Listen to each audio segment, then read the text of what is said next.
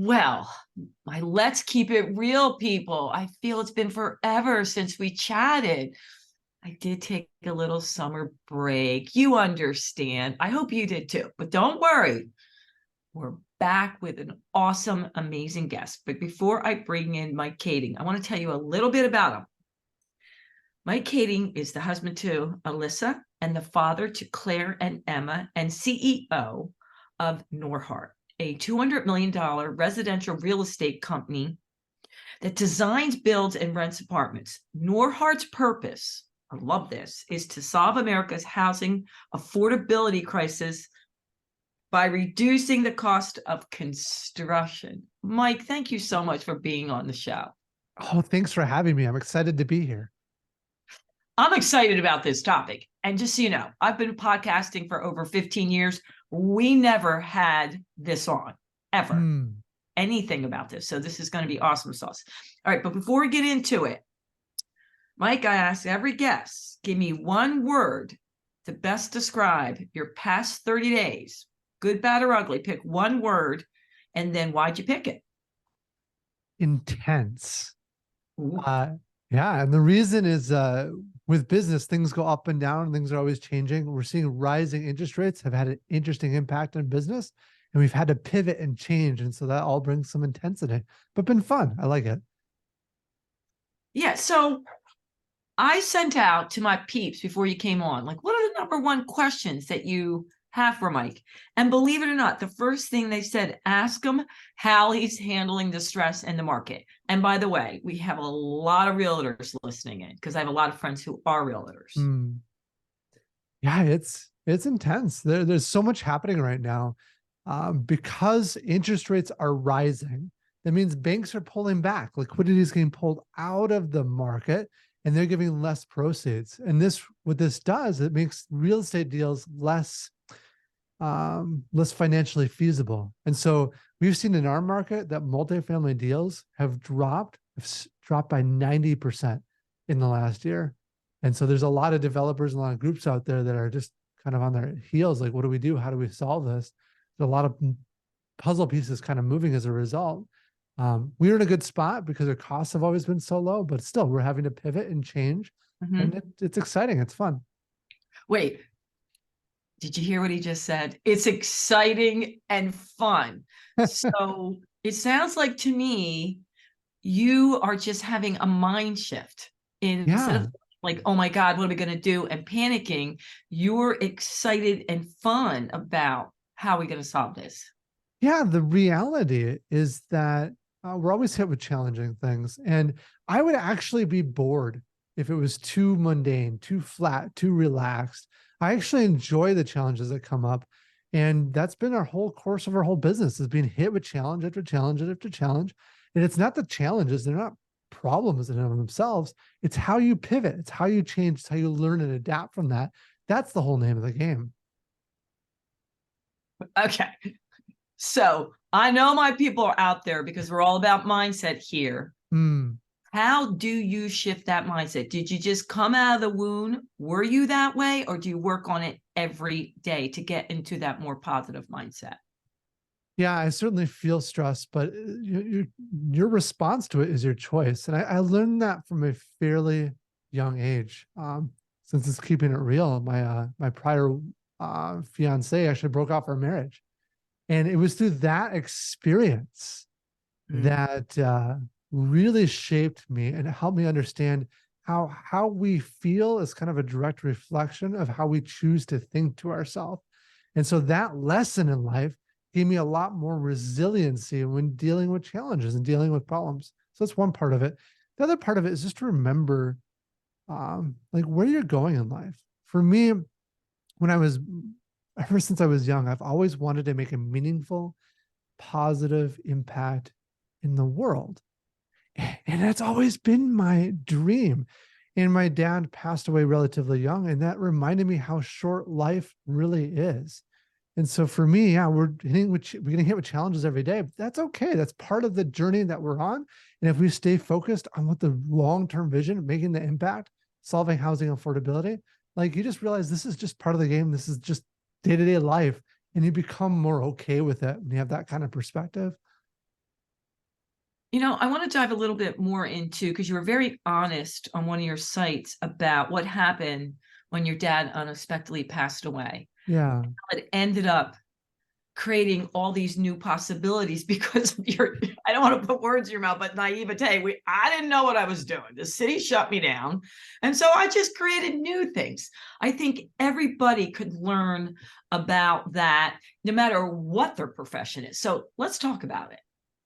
Yeah. So, my parents originally started this business and it was very small, grew it over time. In fact, we lost everything.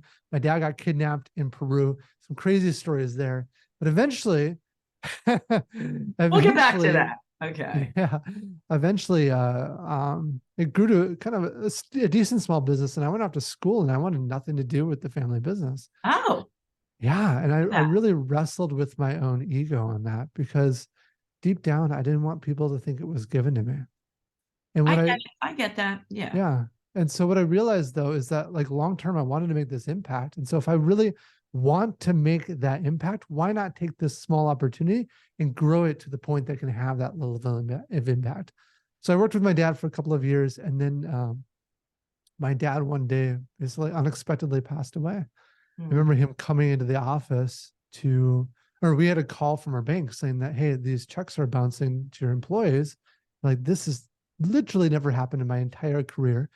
Why are our employees getting paid? Well, it turned out my dad had moved money into the wrong account at one of our banks.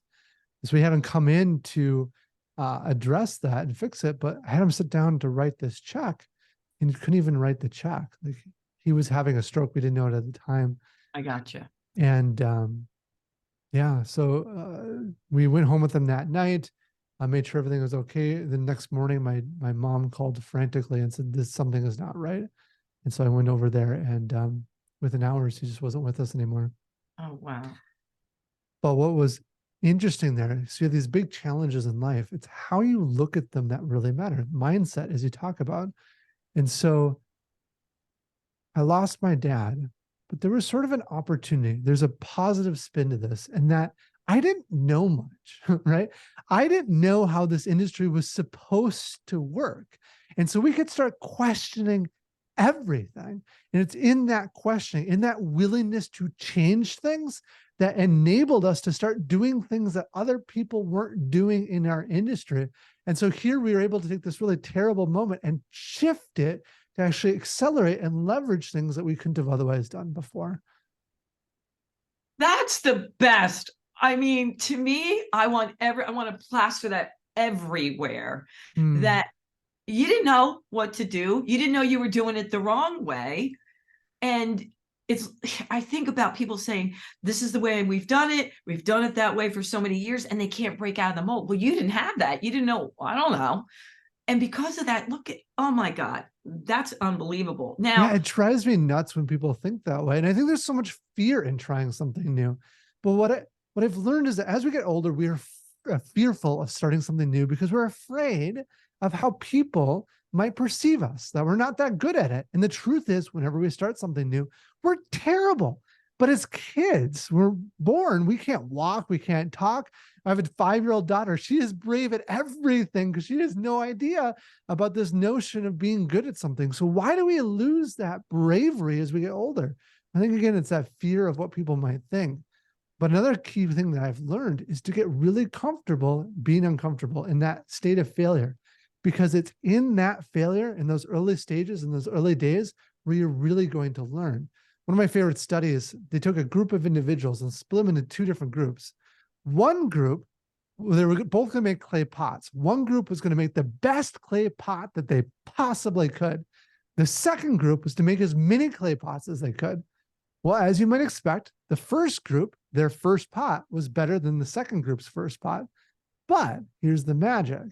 Over time, that second group was way better than the first group. And that's the lesson to take out of it, is just to be okay with that failure initially and knowing that you're going to grow and improve over time. That's how you master something new. all right, that's it. Podcast over. That's huge. No, I'm kidding. No, I'm sitting here, I'm hanging on it because it's so true. And I do think we get set in our ways as we get older. And I talk to so many people that say, but I've been this successful, and they are afraid of failing because what if it's not as good as the last time, and how Exactly. much they've accomplished it. So it gets harder and harder because they have so much accomplishment. I'm thinking, no, rest on your laurels. What is it? Try it again. So, but was there a time though? Because you talked about you so didn't know what you do, and the city shut you down. Was there a time you were freaking out, like, come on, Dad, you got to guide me? What the heck? I'm going to run the business into the ground. Did Oh you ever yeah. have that moment? I really wrestled with that. I wrestled with, am I good enough? Right. So after Yeah. my dad passed away, we're building a new building. It was called Emberwood. And it was the first big project that I did all on my own. I mean, with our staff, but leading it without my dad. And we really were struggling. In fact, so much so that the city came in and shut us down, not just once, but twice. And the second time they said, Mike, you're not good enough. You need to find a different manager to manage you, basically. Yeah. And that ended up being a bit of a debacle. But I remember toward the end of that project, we're really struggling with things. One of the big issues was this water line. 15 feet in the ground. It was 1,000 feet long, this big old water main. There is a pinhole leak, just a tiny little drip somewhere in that line. We can measure it because we can test the pressure, but we have no idea where it is. So I'm out there with the contractor in my nicer professional clothes in the mud, 15 feet in the ground, digging and looking for this leak as we're going along. And it was horrible. It was really some really rough days and rough nights. But I remember going through all of that. At the end of that project, the the city brought out half a dozen inspectors. They're out there for half a day, and they're looking literally every nook and cranny in that building. And at the end of the inspection, the head building official pulled me in the underground parking garage. He pulled me aside and said, Mike, I know we were really tough on you. It's partly because of what was going on. But honestly, now that we're done, this is the nicest project that we've opened in this city, and you should be Wow. proud. I was like, Wow. finally, right? To get a little bit of Wow. the Validation. validation finally. But it taught me to be really comfortable in being mad and having others not think you're very good, and realizing that you just have to get through that. Mike, I think that takes a lot of confidence in oneself. It really Mm, does. You have to have a sense of worthiness. And I think that's hard for so many people, because I was just talking to another young man, and he said, when I get a lot of accolades for people, you're doing a great job, you're great in job, I feel good inside. He's a keynote speaker. When yeah. it doesn't go well, I don't really feel that great about myself. And he goes, I don't want to be tied to that. So he did say, I told him you were coming on. He said, I want to know a secret sauce. How does Mike not let those people get inside his head? Because he said, it's a doozy for me. That's what he said. Yeah. A few different things. I think the number one technique that I learned, this is actually from Stephen Covey. I think it was in his book, Eighth Habit, but he talked about how there's a space between stimulus and response. So stimulus being negative feedback you're getting from people, or things that are just going on in your life. But it's in that space where you have the freedom and power to choose. And there's an ability of self-talk. It's, are you letting yourself dwell and think about and be like, everyone hates me, am I struggling? And if you start down that path, you're like wiring your brain to a degree to be in that world, right? And I think the key is, in that moment, is to recognize that happens, kind of let that thought be there, and then let that thought pass, and then choose not to think about that thing. Move on to more positive things in your life. You don't Mhm. feel good immediately, but making that choice eventually evolves to feeling better.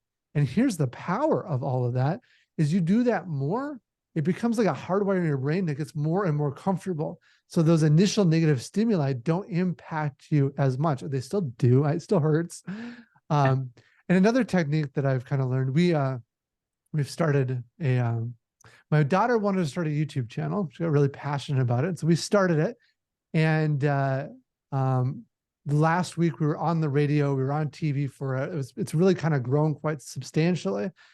But when we first started, it was we were terrible, right? And get negative comments and negative feedback and stuff. And so another thing I've kind of done over time is just make a game out of it. See, there's all these haters, there's all these trolls out there.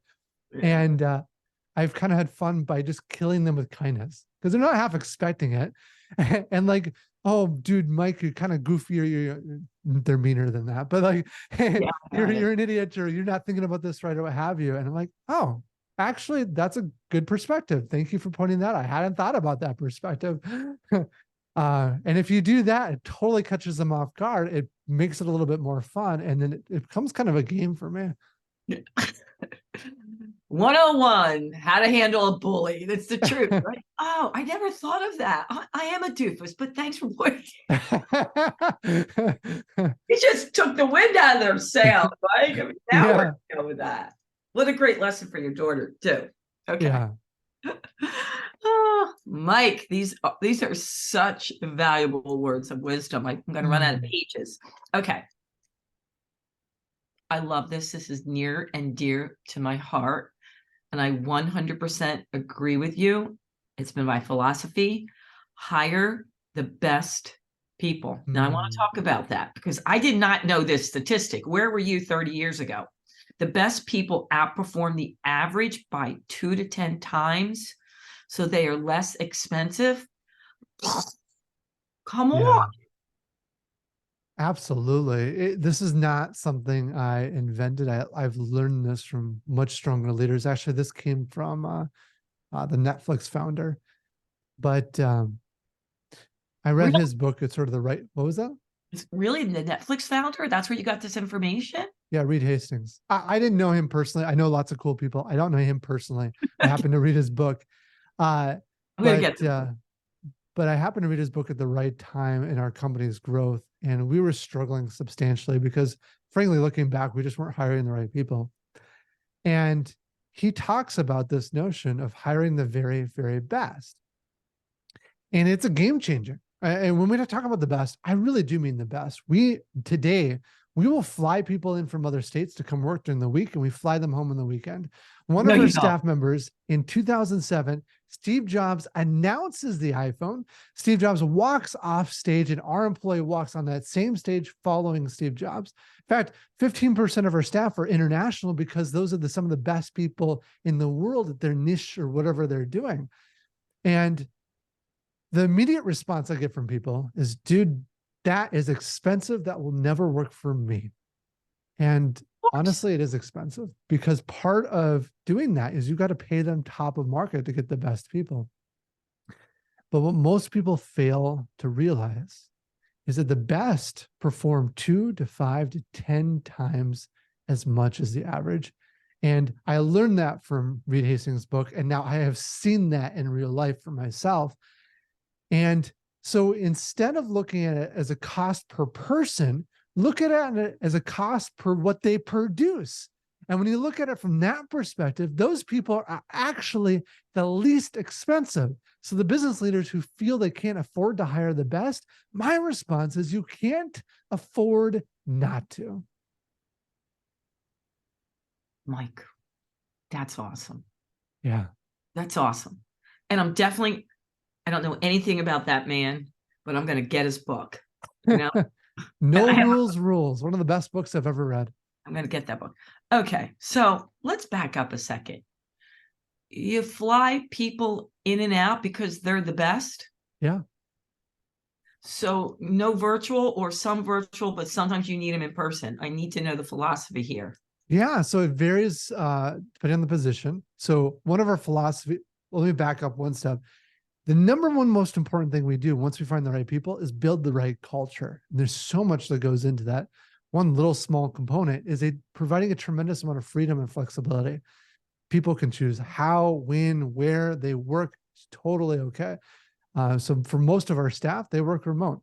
And so if you actually look around our offices, it's usually only 2 or 3 of us here on any given day, despite having a lot of desks because people are working remotely. There are certain positions that you physically have to be present. For example, a lot of our team is construction workers, but even within construction, we want to provide as much freedom and flexibility there. So their individual teams, each team gets to pick the hours they work. So we got some teams that work a standard 8 to 4:30 or what have you throughout the week. We have other teams that come in really early and leave at like noon. We have other teams that work 5-day work week, or 4 days, 10-hour days, because it works best for them in their lives. We try to push that power down. In the case that we fly people in, so we've got, for example, precast concrete. This is a very kind of niche kind of skill set. There's only a few people in the world that are sort of best at what they do. The guy who runs it lives in Florida. We fly him up every week. He's got to be present because of the kind of work he's doing, but that's why he's here weekly. But we'll have we probably have the top engineer in the world when it comes to the kind of work we do, and he lives out east, and he'll fly in when he wants to come needs to see something, and flies back. But it's up to him what he wants to see and when he comes out here. Your people must love you. I mean, come on. And you're proving that you can be successful and care about people and their needs and their lifestyle. And it's not just purely altruistic. You're making money.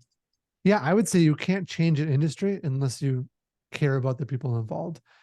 And the reason I talk about this with their staff, if the company is doing all they possibly can to support the team, and the team is doing all they can to support the business, that's where the magic happens. And it takes both to make that a reality. And so we put a lot of time, energy into supporting people. And see, here's what some managers fail to understand too. If you're just expecting somebody to do the work, it's like, I don't care what's going on in your life. I know things are tough. I just don't care. I know you're frustrated. Just come into work, do the job, get home. In the world of construction, that's very, very normal.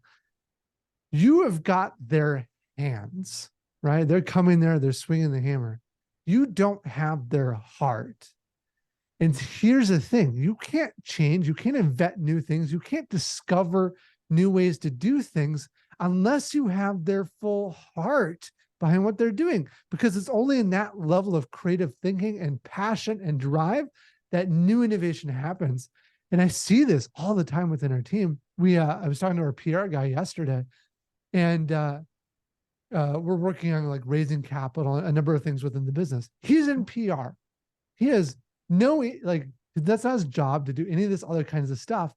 And he got like 4 or 5 investors lined up for one of this investment avenue that we have to do. I didn't ask him to do that. Why did he do that? Because he's so passionate about this company, wants to see this company succeed. And so one night, he worked through some of his connections and relationships and got us connected with some investors. I don't get that if I'm not totally, fully, and wholeheartedly supporting my team. So when people say to you, I can't find great employees, which you hear all the time, they don't stay with me, they're not loyal. I mean, how do you answer them? Yeah, you can't find great employees if I'm being very kind of curt about it, because you're not really trying. We weren't really trying originally either. What I mean by that is you can post something on Indeed and you're posting and praying, right? That's not successful for finding great people. The best people are not looking for jobs. So why are you just posting a job posting on Indeed and thinking the best people are going to come knocking on the door? They're not. And so we had a hard look at ourselves in the mirror and realized in order to get the caliber of people that we wanted, we needed to change the paradigm. And we were about a 100-person company at this point, and we went and hired 14 recruiters, 14 for a 100-person company. And Whoa. I know it was a huge investment. It was a little scary, but we built up such a strong recruiting arm that started to build relationships with people in the industry and connecting with the people that aren't looking for jobs, so that as jobs opened up, that we could put people in those right kind of seats. And even that, we have got a really stringent hiring infrastructure. In fact, I think it's like 0.5% of people that want to work here, we actually get accepted. To give some comparison, Harvard is like 4%.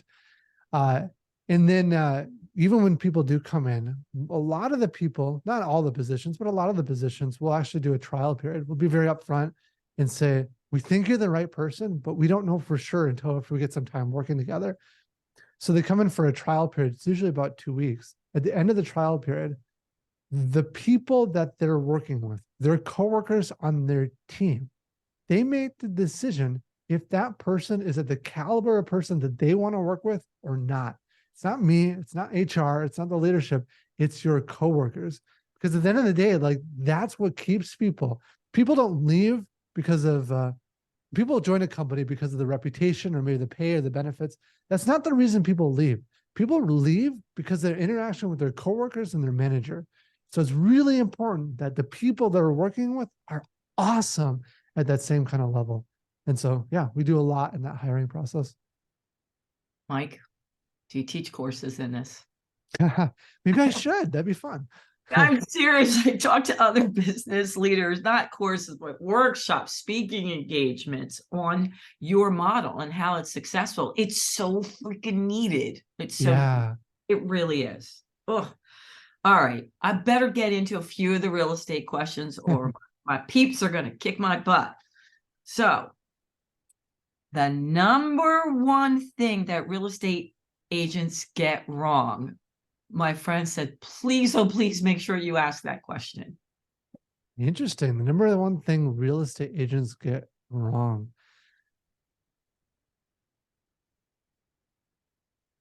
I think sometimes, so I meet a lot of real estate agents. We're a little bit more on the developer side, but I interact a lot with real estate agents, and they obviously reach out to me a lot of times.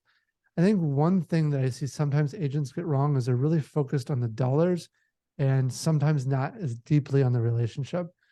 And I think a lot of agents understand that principle, but really, really getting strong relationships, I think, is the key to that business to be successful. Yeah. And certainly for us, like, I mean, we get pitched by real estate agents all the time. Feels like there's so many of them out there. But it's the ones that leave that emotional impact, the ones that feel like they're supportive. I'll give you a sense of this. I get people who will engage on my social media and just comment and stuff like that. And then they'll start a little bit of a dialogue on LinkedIn. And they're not looking to get anything. They're looking to give first. And so they're, hey, can I make a connection here? Oh, this might be interesting to you. And they're legitimate things that are interesting, not like trying to get me to waste time. And those people spend months working to build up a relationship. Well, guess what? Months into this, if we need help with something, guess who I first think to call? It's the guy who actually spent time to build that relationship and that connection with me over time that wins that business. Yeah, it's true. Building up over time. I agree. All right. Higher quality, lower cost. Yeah. How do you do it? Oh, yeah, come on. So if you look at a lot of other industries like manufacturing, over the last 60 years, they've improved labor productivity by 760%. Agriculture has improved it by 1,500%. I mean, just look at your iPhone, for example. The fact we have a supercomputer in our pocket is amazing at the price point that it's at. So higher quality, lower cost is achievable. If you look at housing and construction in that same time period, they have done essentially nothing. It's improved just by 10%. It's terrible. In fact, if you look at it from a cost perspective, in the 1960s, you could buy a median priced home for about 2 times your salary. Today, it's about 7 times your salary. And that's a reflection of how inefficient this market has been. It has not changed the way we have done things. So really simplistically, we're taking the lessons learned from these other industries and applying it to construction. For example, Toyota has they invented a lot of the mass improvements to manufacturing through the processes, things called lean. We just reached out to them and say, hey, Toyota, do you want to connect with us and work with us and see if we can apply those same lessons into the world of construction? They're really excited to. And so now we have a partnership with them. Wow. But one of the first things that we did was we started to bring all the work under one company. In the world of construction, it's very disparate companies. You've got a different electrician, different Mhm. plumber, different Yep. HVAC company. And it's crazy, right? Manufacturing looks at us and says, you're insane. Bringing all these people together, dozens of different companies to build a project, one project, and then they all leave. Okay. So we brought it under one roof. Now, the magic here is once it's all under one roof, we can do some pretty simple but clever things. For example, the assembly line. Not that innovative from a manufacturing standpoint, but has revolutionized what they've done. How in the world could you possibly do that with construction? You can't take a building and drive it down a line. Well, no, but what you can do is you can take the person and move them through the building. So right now, every team shifts by one unit every 5 or 6 hours through the building. And so if you look at the end of our building, every 5 or 6 hours, there's a brand new apartment unit that's completed. And at the beginning of the line, they haven't even dug the hole yet. That one technique takes a project that might be 15 months and drives it down to 9. And so there are literally hundreds of techniques like that we apply. Actually, it's more like thousands of techniques that help in little ways, but they all little ways that improve the overall cost while maintaining a great quality. I want to see that in action. It's I, pretty crazy. Yeah. It's fun to see. yeah, same unit, here they are. Sometimes a lot of times I say we make a big hairy deal out of things. We overcomplicate things. And the way you broke it down, it's just like, well, that makes sense, but we don't do it. It seems so simple. We don't see it and we don't do it. All right, Mike. A lot of my friends are concerned about their kids coming out of college, being able to afford the rent. They used to just take it for granted. You go to school, you make a decent salary, you're going to be able to afford. And now they're really freaking out. And you talk about, making rent affordable. Yeah, it's a crisis in America, frankly. And what's interesting is there's some countries that have actually done steps to really solve it, like Japan, which is kind of interesting. But that's what we want to solve. And when people think about affordable housing, they often think of government financing into a project that then lowers the rent. That's not what we're talking about here, because the reality is this is such a big problem that you can't move enough money from one sector of the economy into housing just to fix it. It's just too big. The only way to solve it is by driving down the cost of those inputs. So we talked about driving down the cost. Right now, we're achieving typically, not always, but 20 to 30% reduction in cost. We believe we can achieve a 50% reduction in cost over time. But imagine what that means. Someday your rent or your mortgage payment could be half. Now, here's the interesting challenge that people come back at me usually. And they say, Mike, that sounds great, but I go onto your website and your rents are the same as everyone else. What the heck? Well, the honest answer is that we could lower rents today, and that would solve housing affordability for a few thousand people. That's great. That's admirable. That's awesome. But that's not everyone nationwide. So what we're doing is we're taking those profits and we're putting it into building the system that builds housing. Think factories, because we have factory infrastructure. Think like an apartment building factory, but spread out across the country. Building that infrastructure is really expensive and time consuming. Elon Musk talks about how it's hard to produce a car, but it's 10 to 100 to 1,000 times harder to produce a system that builds that car. So we're building up that system with those profits. We're hoping over the next decade or so to scale up to 60,000 units being produced every single year. At that point, in certain markets, we're now supplying enough new housing to the market that, given that supply, abundance of supply, reduces prices. But here's where the magic comes in. It's not just reducing prices for our own residents. It's reducing pricing for everyone in that market and hopefully eventually nationwide. I was just going to ask you, what do you want to do in the next 5 or 10 years? But it seems like you have a very lofty goal here. Yeah. Yeah, I tell our team we want to shoot for the moon. Yeah. Even if we miss it, we'll be among the stars, but we want to shoot for a really challenging goal.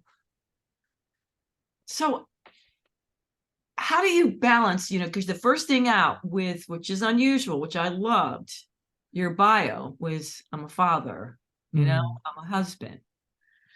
And it's very challenging for people that are really passionate about what they do to step away. Are you able to do that? Go, okay, I'm done. I'm with my family now. And can you go on vacation and not work? Because that is really tough for most of the people that are watching and listening. It is really challenging. I think one of the things we talked about this earlier is that mindset, and that you choose your actions and that drives how you feel. So one thing for me is 99% of the time I am home at the same time every night so that I can be there with my wife and my kids for dinner, and I can put them to bed.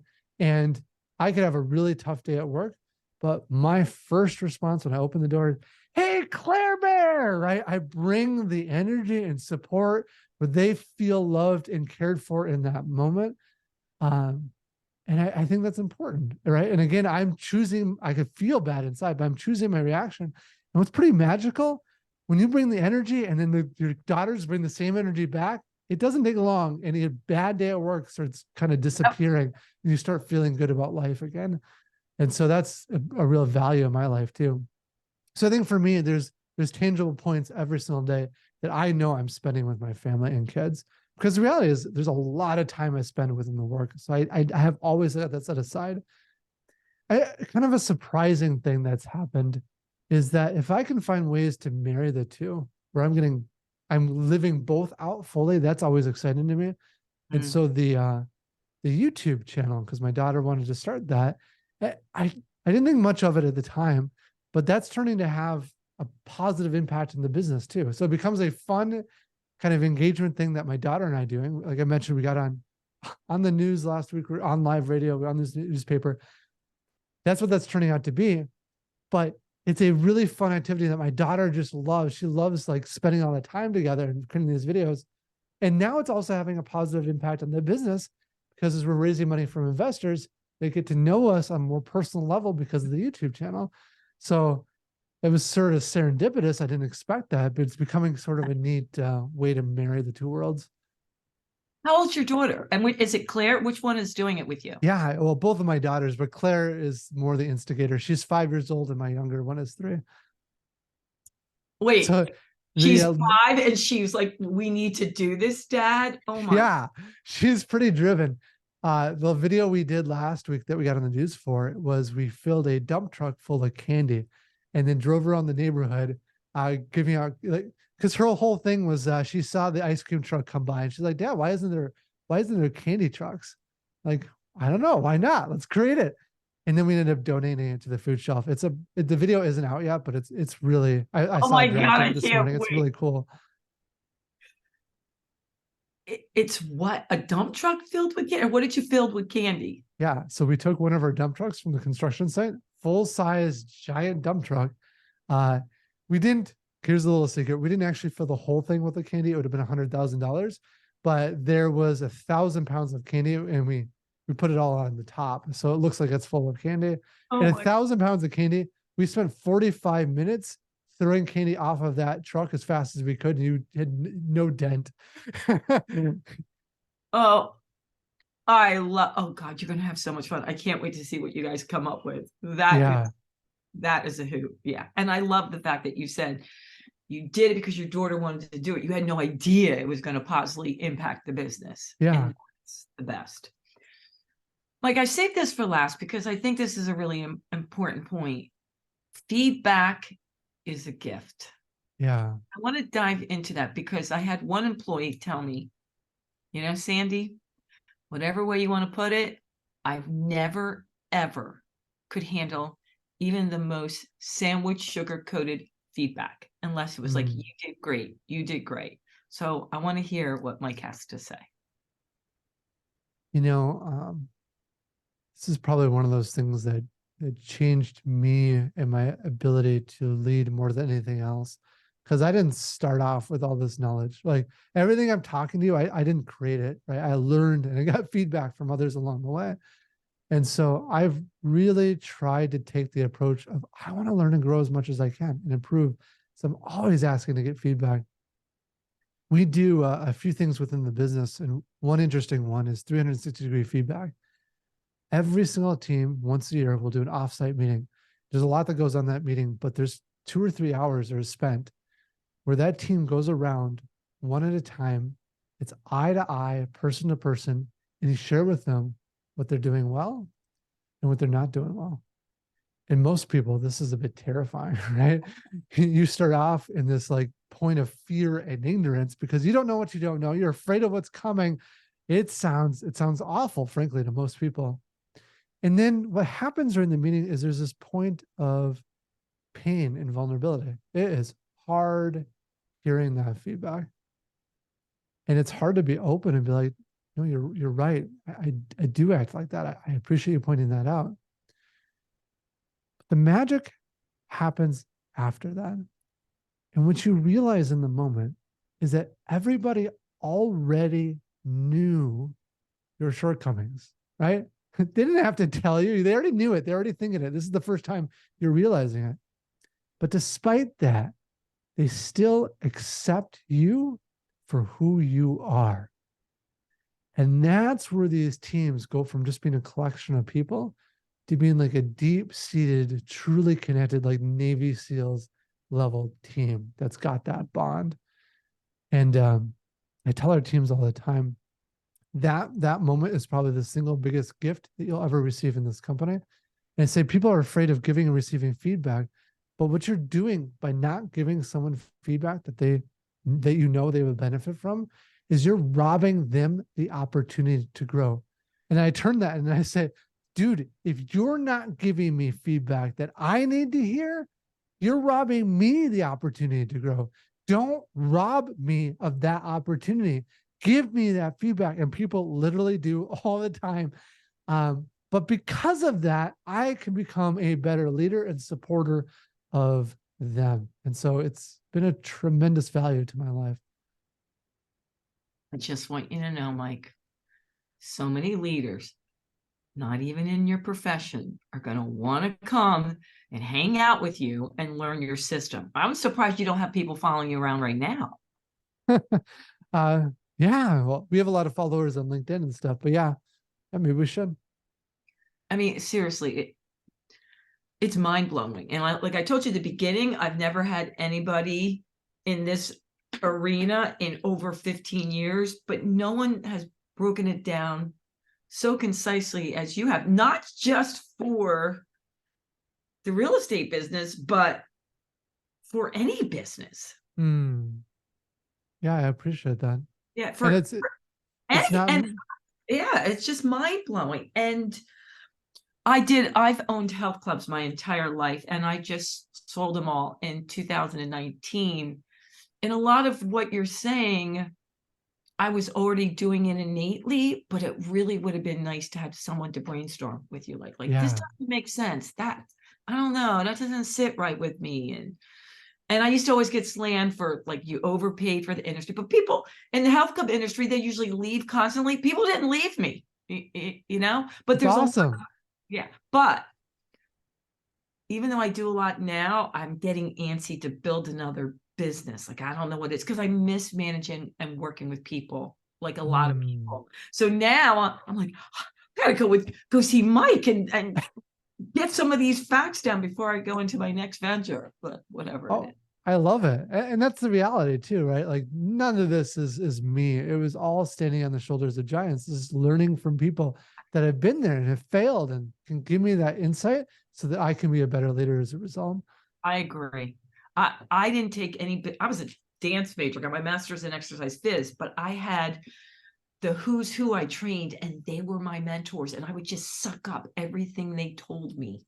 Yeah. And the best education, because I would sit and listen to it. Not that I would do everything, but there were so many amazing people that I surrounded myself, that were also what I felt amazing business leaders. And that's awesome. I just love every single one of them. I'm so grateful for. All right. So here's the deal. It's sad. We have to go. It's really sad because I could talk to you forever. It really has been a pleasure. Thank you so much for sharing all your knowledge. But before we go, is there anything that we didn't get in that you want to share with my peeps? Yeah, so we have a couple of fun things. The first is our podcast called Zero to Unicorn. It's about the journey of small business growing to billion-dollar enterprise. Yeah. And season one was about our journey, and you get to see a little bit of that. Season two that we're recording right now, it is really cool. The first episode of season two is going to be from Michael Uzlin, who is the originator and executive producer of Batman. He did the Lego movies, the National Treasure, like major things. And his stories are incredible. And the one thing I really took away from him was it took him 10 years, 10 years of trying to convince people before he was able to make Batman a reality. And so that's an awesome podcast. There's many really other great guests that are lined up after him as well. And then the last one is we have an investment platform.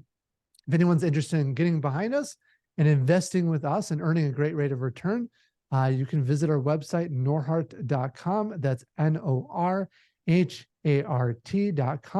And the neat thing here is we've structured this in a way that allows anyone in America to invest. Most times, most real estate investments are off limits. They're only to accredited investors. But we took the much longer, painful, and expensive approach to get full SEC approval to allow anyone to invest. Yay! That's exciting. Oh, Mike, let's keep it real, people. Come on, you're going to want to share it, like it, rate it. We truly would appreciate it. And you know what I'm going to say. Until next time, toodles. Bye, Mike. Bye.